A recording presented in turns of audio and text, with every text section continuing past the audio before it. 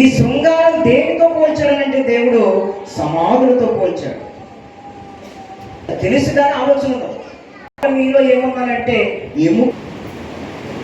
అంటే నీతిమంతులుగా కనబడతా ఉన్నారు. మీలో ఉన్నది ఏంటంటే వేషధారణ. డైరెక్ట్గా అన్నాడా దేవుడు, లేకపోతే ఒక్క పెట్టుకుని అన్నాడా? ఓకే, నీతిమంతులుగా కనపడటం కాదు కానీ వేషధారణ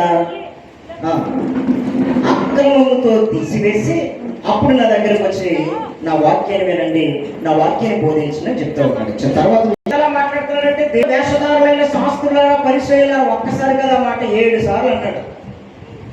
ఎన్నిసార్లు అన్నాడు ప్రభు? అంటే దేంతో నిండిపోయింది ప్రభుది? మన భాషలో చెప్పండి. ఒక ప్రశ్న అడిగితే మిమ్మల్ని అందరూ ఇప్పుడు 2 ప్రశ్నలతో మిమ్మల్ని సంధించి చచ్చే వరకు పెట్లు రాలేని స్థితి వస్తుంది చూడండి, అంటే మంచం మీద ఉండే స్థితి వస్తుంది చూడండి. అప్పటి వరకు కూడా నేను వేసే 2 ప్రశ్నలు జాగ్రత్తగా గుర్తుపెట్టుకోవాలి మీరు ఈ దినాలు. దేవుడే మాట్లాడే తెలుసా? హృదయము నిండు దానిని బట్టి నోరు.